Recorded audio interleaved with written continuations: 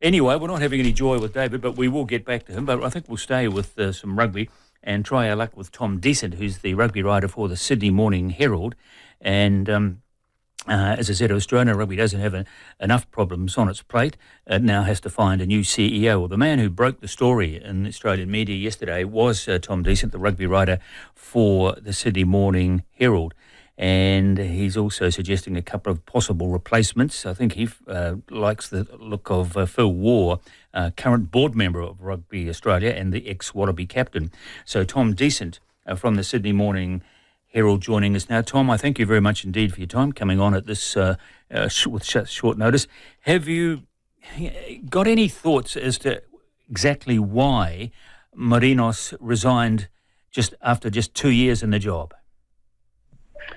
Look, plain and simple, Andy Marinos and Hamish McLennan, the chairman, had a bit of a breakdown in the relationship there. There'd been unease between the pair for a few months, and effectively that was the catalyst for Andy Marinos wanting to leave Rugby Australia. I think more will come out in the wash, and we haven't heard exactly from Andy on his reasoning. There was a statement within a RA press release yesterday, but effectively the sort of CEO-chairman working relationship became a little bit different, particularly given how much of a hands-on chairman Hamish McLennan has been and sort of taking the reins on a number of different things within the business. So effectively that was what it was.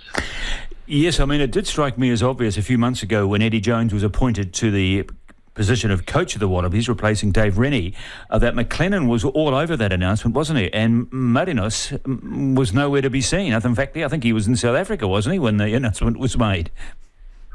Yeah, correct. I believe he had a prior family thing. He was supposed to be on annual leave, and around that Christmas, New Year period when Eddie Jones was sacked as England coach, it was McLennan who was really steering the ship there and very, very forward and getting on the front foot to try and get Eddie Jones over, and that was all done in secret as well.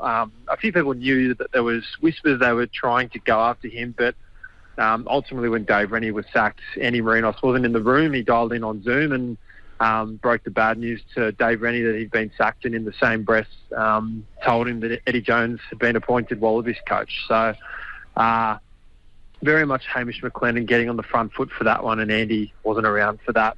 Not to say that he should or shouldn't have been, but that was just the reality of having a family being over in South Africa at that period of time. But nonetheless, it couldn't have been a good look for Marinos. Here he is, the CEO, effectively the boss of Australian rugby on a day-to-day basis. This important announcement, and he's out of the loop. Yeah, that's correct. Yep, for sure. And no doubt Hamish McLennan was driving those negotiations with Eddie Jones and his representatives. Marinos probably took a backseat on that. So then again, there's sort of that power dynamic of who's the CEO, who's the chairman, who does what in the organisation. And ultimately the day that Eddie Jones was announced as Wallabies coach, they didn't even have the press conference for a couple of weeks. Eddie Jones is still coming back to Australia, and there was a lot going on at Rugby Australia in that period of time.